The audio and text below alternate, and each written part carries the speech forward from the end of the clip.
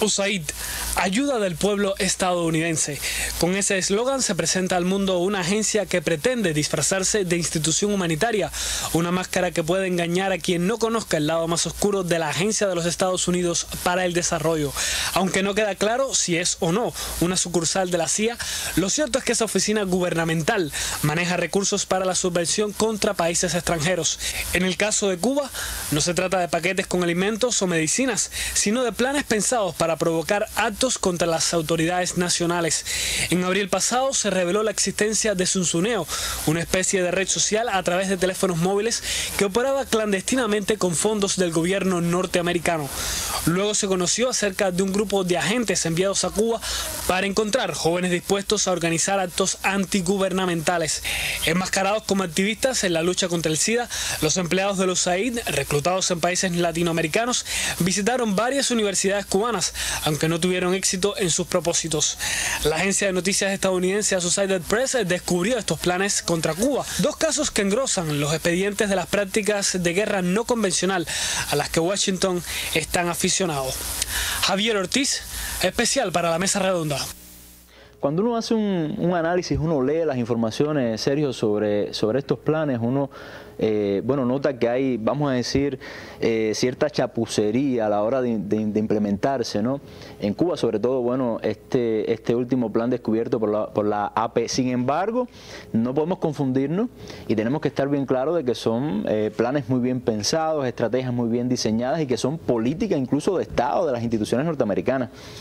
Yo creo que si algo aporta estas revelaciones de AP es a intentar un poco enseñarnos una pieza de ese gran escenario, de ese gran rompecabezas que es la forma en que Estados Unidos está llevando a cabo su política en este siglo XXI. No es solo, estamos viendo, no son cosas que estén desarticuladas, estamos viendo lo que sucede en Ucrania, estamos viendo lo que sucede en Siria, estamos viendo lo que hace Israel en Palestina. Todo es el gran escenario ese político de este siglo XXI con grandes retos por delante, y este caso en específico de la AP que revela sobre Cuba nos enseña un poco sobre cuál es la estrategia que está aplicando Estados Unidos en América Latina, una región por supuesto que es supremamente importante para sus objetivos de dominación. Aunque muchos piensen, incluso algunos tanques pensantes norteamericanos digan que Estados Unidos no le está prestando mucha atención. No, precisamente eso. Alguien podría pensar, ¿usted cree que Estados Unidos se siente cómodo cuando ya ni siquiera en la OEA, una organización creada como prácticamente un ministerio de colonia yanqui, ya ni siquiera en ese espacio Estados Unidos se siente cómodo a la hora de hablar de América Latina? O sea, la región no es la misma. No es la región en la que podían desembarcar los marines, no es la región en donde descaradamente apoyaban a dictaduras, no es la región donde puedan hacer eso. América Latina está cambiando y Estados Unidos no se está quedando quieto viendo eso. Lo que pasa es que no es la esfera pública la que ellos están escogiendo para llevar adelante esos planes. Es la subversión, el campo de batalla que ellos han decidido para enfrentar los cambios en la región. Y esas estrategias de guerra no convencional que las hemos visto aplicadas, que no son recientes, que es importante aclararlo, es parte de toda una doctrina militar que ha ido evolucionando, que tiene que ver con Vietnam, que tiene que ver con los mujahidines de Afganistán, que tiene que ver también con lo que se hizo en Europa del Este para los cambios políticos que se llevaron a cabo allí, que tiene que ver con la experiencia que tienen en Afganistán actual, que tiene que ver con Ucrania, que tiene que ver con Siria, tiene que ver con todo, tiene que ver con Libia, es un elemento, y la están aplicando también aquí en América Latina. Y Cuba es un país con una larga experiencia sobre guerra no convencional, porque aquí desde el triunfo de la revolución, en 1959 nosotros recibimos todo tipo de estas estrategias de guerra no convencional. Una invasión mercenaria, sabotajes económicos, apoyo directo a bandas armadas de los Estados Unidos para lograr también un cambio de régimen, intento de magnicidio, poner bombas. Todas esas estrategias Cuba las conoce desde hace mucho tiempo y se parecen un poco, y quisiera hacer esa comparación a lo que estamos viendo hoy, pero los métodos van cambiando. Y decía, hay una especie de, cuando uno analiza esta situación, una especie de ciclo vicioso, porque una breve reconstrucción histórica nos lleva a que ellos hicieron toda esta parafernaria para atacar a Cuba, se crearon organizaciones mercenarias en Miami, esa gente se formó por la CIA como agentes para atacar nuestros países, y todo ese conocimiento en que ellos lo utilizaron contra todos los movimientos y cambios sociales que se estaban dando en los 70, en los 80 en América Latina. Y ahí crearon experiencia. No es casual que sea un país como Costa Rica, que hoy tiene un gobierno distinto. Pero los partidos tradicionales de ese país se prestaron en algún momento para hacer la base de operaciones de toda la contrainsurgencia. Bueno, es que hoy la derecha latinoamericana ha tenido que ser distinta, por lo menos en la política exterior, política regional. Pero bueno, hay una tradición y hay unas bases creadas. Claro. Por ejemplo, en un país como Costa Rica, en aquellos 80, donde los movimientos guerrilleros en Centroamérica eran muy fuertes, y ahí se crearon bases. Y entonces Estados Unidos está cogiendo todo ese conocimiento en el que participaron cubanos, terroristas cubanos, y ¿de dónde lo está llevando? Todo todo este sistema de liderazgo de jóvenes, de lo que estamos hablando aquí, de subversión y todo eso, tiene unas raíces también un poco atrás, por eso te quería llevar allí. Esto, por ejemplo, son jóvenes latinoamericanos, son jóvenes pero tienen fundaciones y están estructurados y saben lo que están haciendo, no son tan inocentes. Y quisiera aclarar ese punto, no son tan inocentes. Saimar Castillo, una joven que dirige Renova, que es la fundación esta venezolana, en el 2009 recibió una beca en los Estados Unidos, una beca esta de liderazgo, recibió una beca en los Estados Unidos y allí hay informaciones de prensa, ha habido reportajes donde claramente están diciendo, están mostrando evidencia de que están recibiendo entrenamiento, incluso de esos mismos terroristas que formaron ellos después de los 60, después del triunfo de la revolución, porque no es casual que en el mismo Venezuela después tengan tanto nivel de coordinación para las tareas estas militares, de poner clavos, de poner cables que decapitan a las personas, eso está muy organizado. Y estas mismas personas la están utilizando ya con ese conocimiento que lo aplican en Venezuela, pues para que vengan a Cuba. Latinoamericanos, la integración latinoamericana, vienen a Cuba. Esos actos que están cometiendo son ilegales. Por supuesto, no son ilegales en Cuba, son ilegales en cualquier lugar del mundo. La subversión es un delito en cualquier lugar del mundo, empezando por Estados Unidos y terminando por cualquier país de este mundo. Entonces, vienen aquí latinoamericanos. Si fueran capturados por las autoridades cubanas, sería un problema diplomático. Exactamente, y eso es lo que están buscando también. Están buscando la desestabilización por cualquier vía. Y además tienen que utilizar a estos intermediarios porque nuestros televidentes pueden saber qué sucedería si a un joven revolucionario cubano se le acercara a un terrorista de estos, de los que sabemos como Posada Carriles, que han matado, asesinado a cubanos, directamente nunca podrían tratar de influir en un joven cubano. Yo creo que siempre el problema de Estados Unidos en muchas ocasiones ha sido, sobre todo para este tipo de estrategias, es que no conoce muy bien el terreno el cual van a pisar y me parece que Cuba es un buen ejemplo de eso. Ahora, yo quiero hacerte otra pregunta, porque me hablabas que no era una estrategia nueva, estamos hablando, bueno, de conceptos que quizás el público conozca, guerra no convencional, smart power, o sea, poder inteligente. ¿Por qué Estados Unidos ahora va por esta vía? O sea, ¿cuál ha sido el costo del otro tipo de guerra, de la guerra más convencional, vamos a decir, no sé, la invasión a Irak, que ha optado entonces por esta vía? ¿Es para hacer una guerra más barata, con menos costos políticos? Bueno, en parte sí. Hay también algunas cosas que determinan la realidad actual, que es el bajo nivel, por ejemplo, ahora mismo de la crisis económica en los Estados Unidos y el costo que tiene una guerra convencional. El modelo, quizás para entenderlo más claramente, es lo que sucedió en Libia, y hay frases de las autoridades norteamericanas que es como, digamos, el modelo esencial o el modelo de éxito. Estados Unidos influye a un costo relativamente bajo, amparando a estos grupos armados. Tal parece que es una cuestión interna, aunque después se demuestra que las fuerzas de operaciones especiales estaban presentes ahí desde un inicio. Estados Unidos interviene de esa manera a un costo mucho más bajo, no para el país que recibe la agresión, porque esto es importante resaltarlo. Es menor el costo para Estados Unidos como país agresor, pero el país que recibe la agresión, y lo estamos viendo en Libia, Libia hoy es un país destruido. Libia es un país que tenía orden, uno de los mayores índices de desarrollo humano de África, es hoy un país totalmente dominado por bandas armadas. Gobernable. Pero sin embargo resuelven el problema de ese escenario, que es lograr el cambio de régimen sin importarle las consecuencias.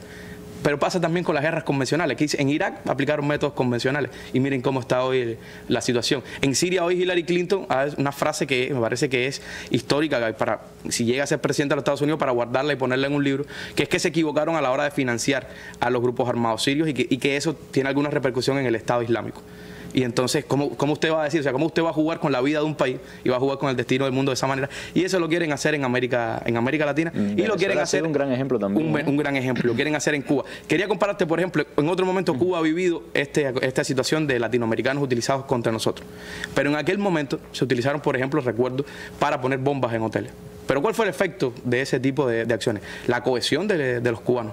Sin duda, la cohesión del pueblo ante un acto de agresión. Ellos esperaban otra cosa, ellos esperaban un supuesto levantamiento popular o truncar las opciones de turismo que tenía en aquel momento el país. Y ahora apuestan, ahora subapuestas, que lo han utilizado, que viene, decía, la experiencia de Europa del Este, que viene lo que están haciendo en Venezuela, a estos temas de liderazgo, a influir a jóvenes de una manera indirecta sin decirle exactamente que es un acto terrorista ni nada por el estilo.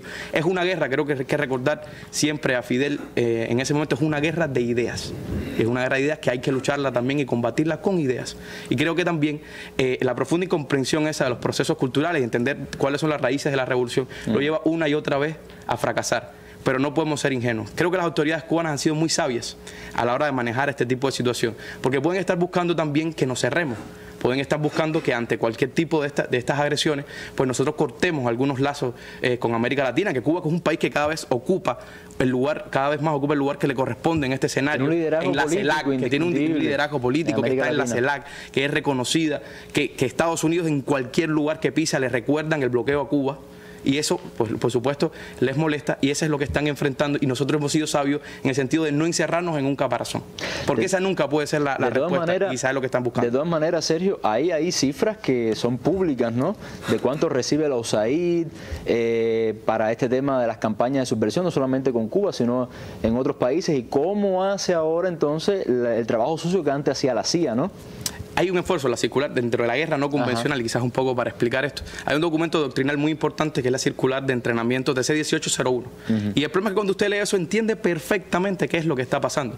Hay que hacer un esfuerzo o interagencia, como denominan ellos. La naturaleza político-militar que tiene la guerra no convencional, es decir, no quiere decir que ellos no vayan a utilizar nunca el ejército, ni quiere decir que este tipo de guerra no convencional vaya a sustituir a las fuerzas convencionales. Van en paralelo y pueden nutrirse una con otra. Y esa TC-1801 habla de que para el éxito de la guerra no convencional tiene que haber un esfuerzo multiagencia. Y en este caso, AP, por eso te decía que este caso ilustra un poco cómo funciona esto.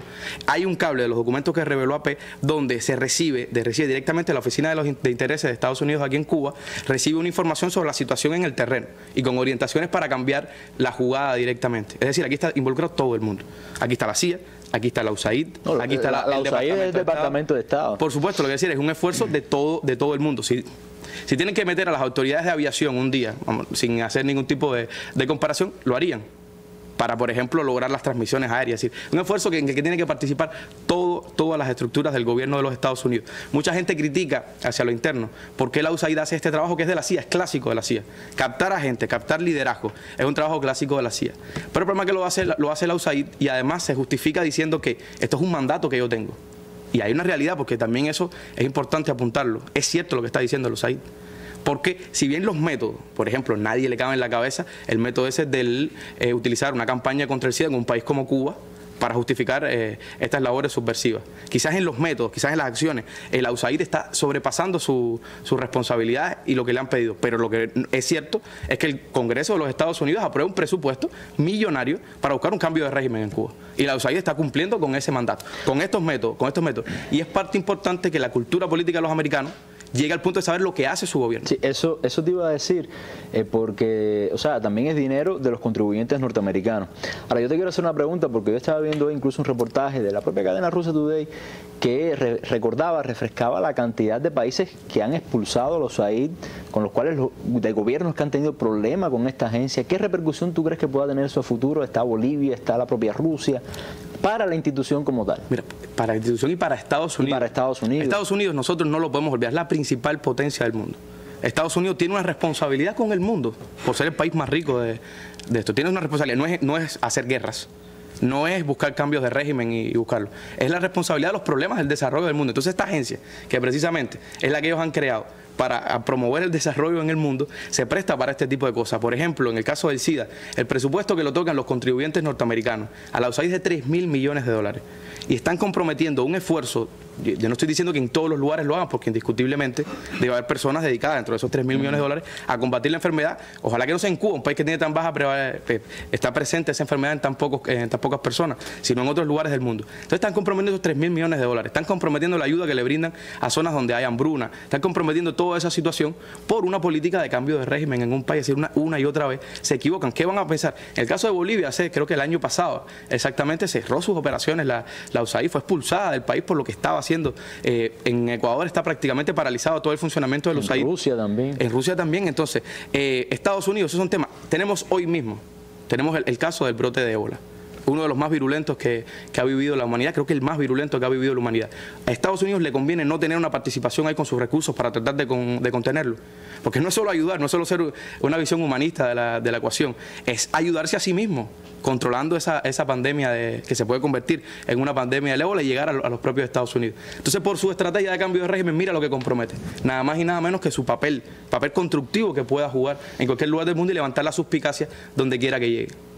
Bueno, Sergio, yo te agradezco mucho todas estas explicaciones que hemos tenido en la tarde de hoy. Es un tema que hemos tratado mucho en la mesa, pero sobre todo desde un punto de vista más informativo, aunque también analítico, pero bueno, siempre es bueno recaer en este tema de la subversión y todos los conceptos que hay detrás. No sé si te queda algo, alguna idea que quieras plantear ahora de pronto. Nos queda muy poco tiempo ya para este primer momento. Yo solo te diría, te retomaría esa idea de decir que esto es una guerra de ideas, que el combate tiene que ser a partir de la cohesión, que el combate tiene que ser a partir de conceptos, de ideas, de saber por qué estamos luchando, de saber por qué tenemos el sistema social que tenemos, y que explicarlo cada día y a partir de ahí luchar con estos métodos no convencionales, sin ser ingenuos pero nunca cerrándonos, luchar con nuestras ideas.